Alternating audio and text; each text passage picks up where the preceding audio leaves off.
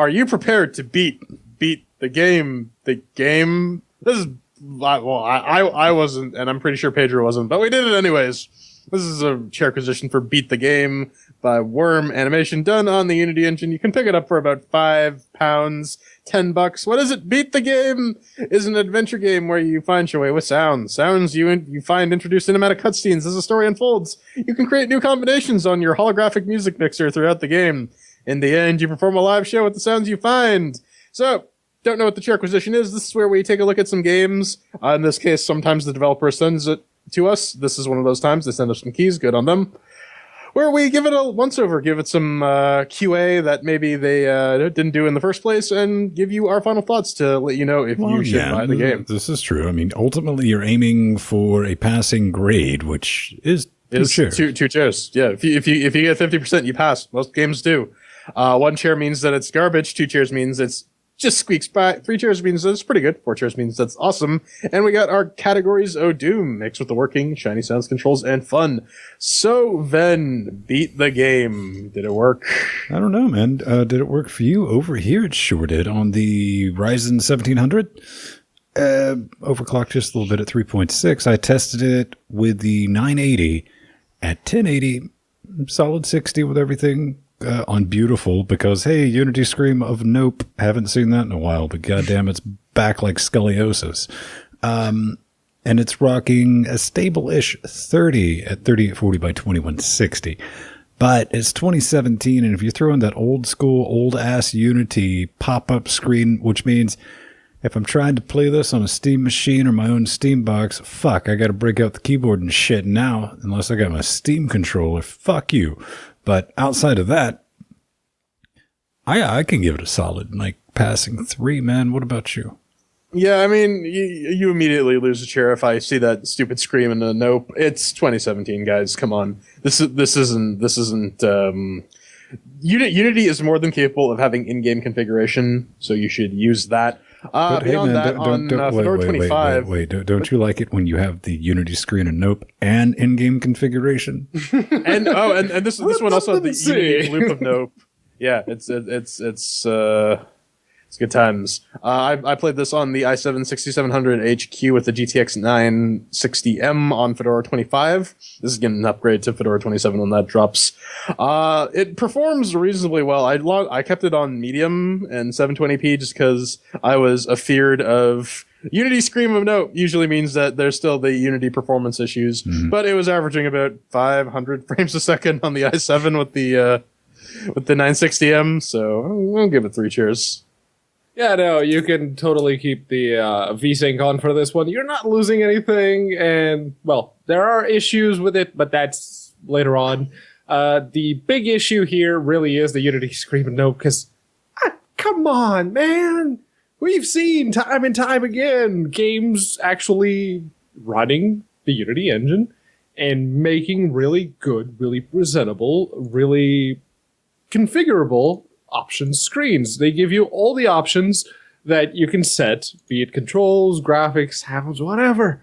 You can do it, so please, come on. 3 chairs from me on the Ryzen 5 1600 with the GTX 1080 on Ubuntu Mate 1604. All right, so out of the box, this thing's rocking straight with 3 chairs. Yeah, man. Shiny and sounds. How about that? I don't know. The game is.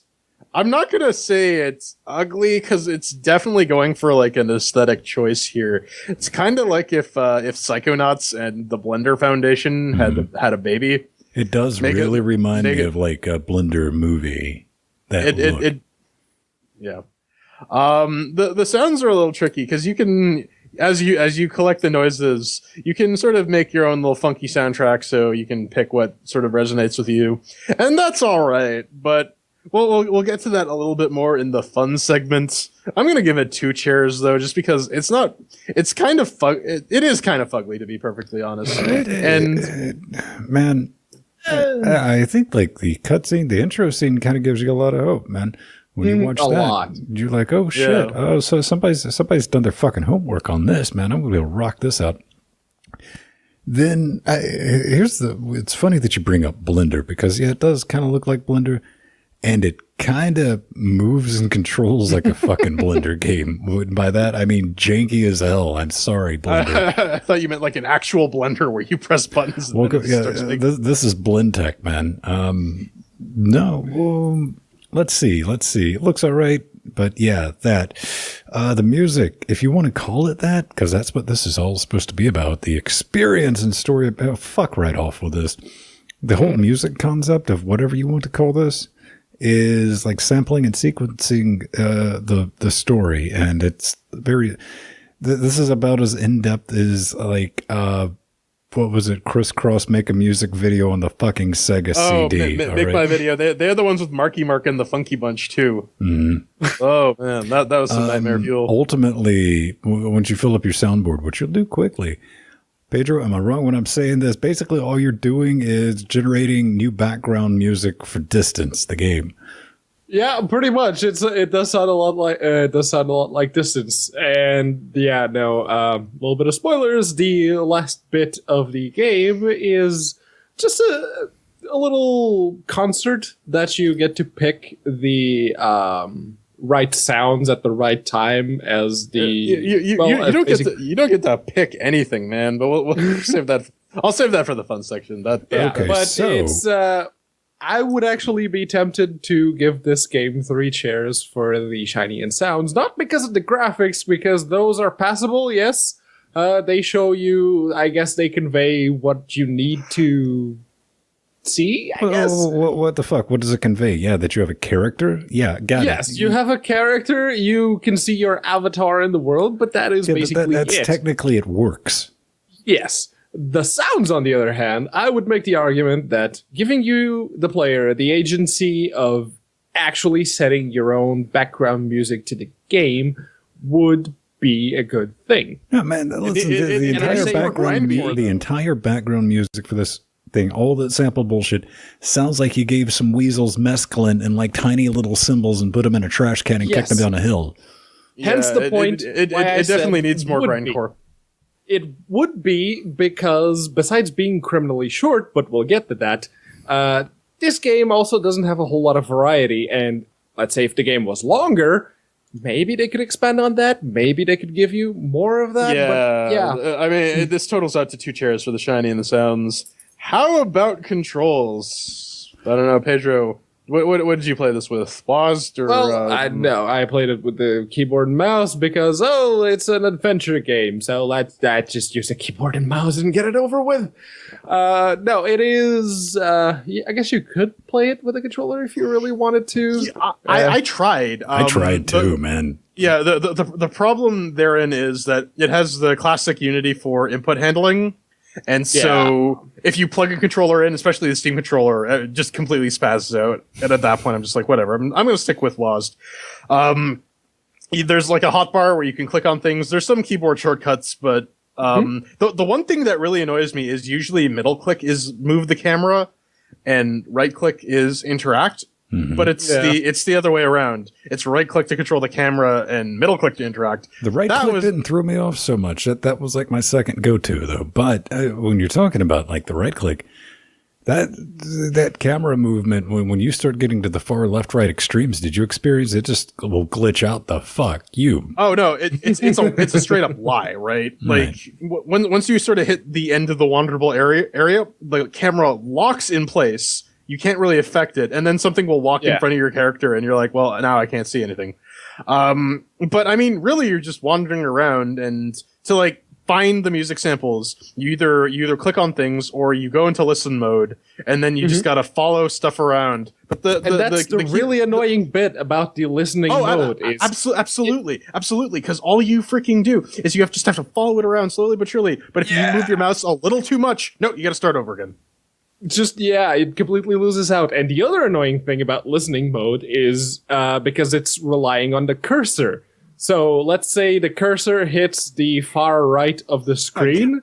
I got a prescription.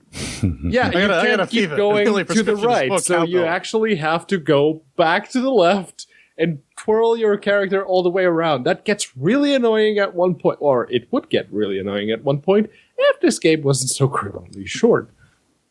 A couple of things. You can free move in this game, but save your time. It's not meant for it, even though it even shouldn't be an option because there's spots you genuinely just can't fucking get to until you use the pathfinding, which is point and click. And holy fuck, it's laughable as hell because dude will just like make weird lines and like, are you trying to communicate with me, game? What should I do? Burn my sister?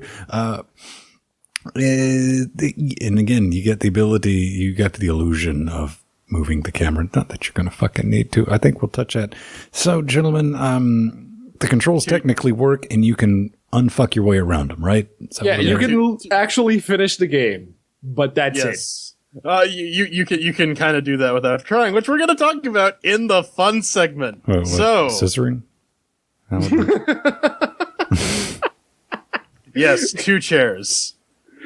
Or peace, or, you know, jog on, or whatever the hell you call it in the UK. I don't know. I'm not a Brit.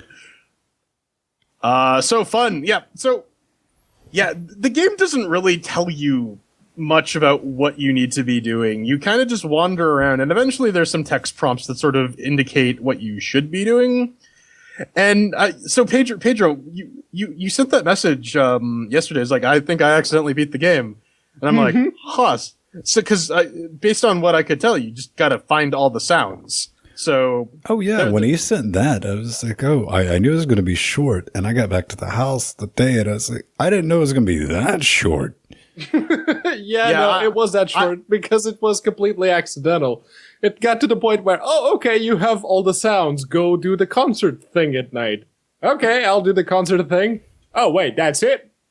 Oh yeah, no, the concert too is a real gem because it's just like a pattern matching game, if you could even call it that. It's aimed at 3-year-olds. Like the entire gameplay mechanism here is really stupid.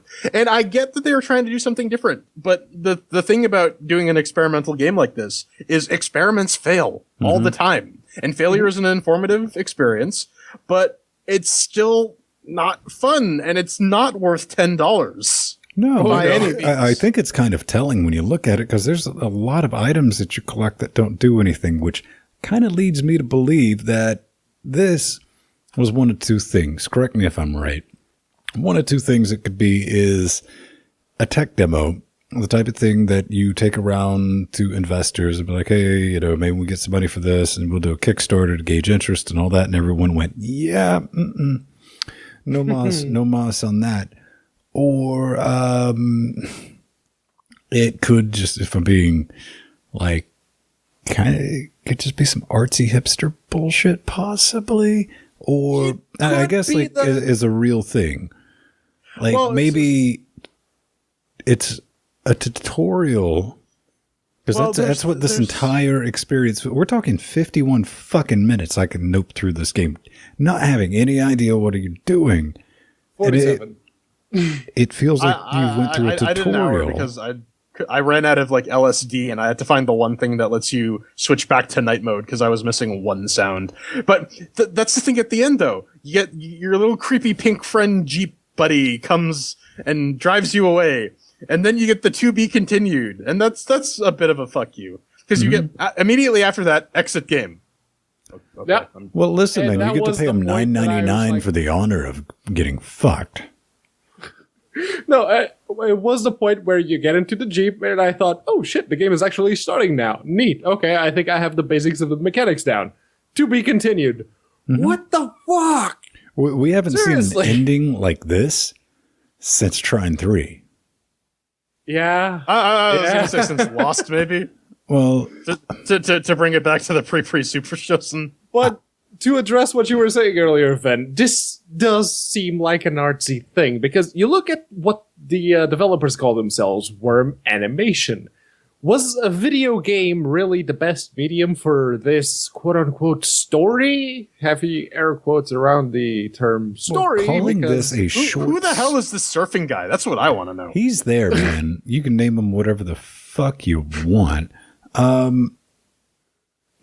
Jeez, man. How do I want to say this? At the end, basically, you're looking at the video. If you listen to the audio, I mean, this is an open sandbox type of thing. Maybe you want to call it that. No pun intended, because there's so much sand. Well, there's a lot. No, there's even okay, there is very clearly some environmental storytelling here, because if you look around in the sand, you can see like the top of an old street lamp. You can see the sculptures that are half buried in the sand. Okay, so this is sort of a post-apocalyptic thing, and there's a zombie that only comes out at night, and it sits below like a sun parasol thing. Because he's moon tanning, yeah. And there's that cat lady that I have no idea what her deal is, but she runs away from you. Yeah, there's a bunch of questions. I kind of want to know. No the zombie answers, is called Bob. I want to know what Bob's motivations are. I don't know. Maybe we should ask Frank. Yeah, you probably should, man, because those motherfuckers used to hang out back in the day. But that sandbox area, dude, that thing's like half the size of Peter Dinklage. Oh, yeah. And by the way, just a quick note. This bit right here that you're watching in the video, I literally got stuck in that lamp. Mm-hmm. That was me not being able to get away from it. Oh, I've made him disappear completely where I had to go back into... I mean, it's got some serious fucking bugs. Is it an art project? Yeah. Should it stay a fucking art project? Absolutely. Should you put your $9.99 art project on fucking Steam and try to call it a game? Fuck you. No, you shouldn't. You should know better. But then again, like 6 people have played this damn thing. I'm going to be 100% honest with you. This is the first time ever, absolutely forever, that I would be 100% okay with someone playing this, beating it in 30 minutes, because 51 minutes was me over the period of 3 days dicking with it, and asking for a refund, and rightfully so. Yeah, I mean, I across the board, this is pretty much 1 chair for the fun. Yeah. Yeah. All right. Well, it gets 2 chairs at the end of it because it works. It runs. That's really all you need to get 2 these days, pretty much. I think we've pretty much torn this one a new one. I don't think there's much in the way for final thoughts. Well, the real thing is, man, there's not enough of it to tear it anymore. I mean, yeah, it was criminally short. Like, seriously, at the moment I thought the game was about to start, it ended. What the fuck? Beginnings are ends, man. This is the true artistic statement of beat the game. Go, you know what? Go beat yourself off. You'll have a lot more fun than this game.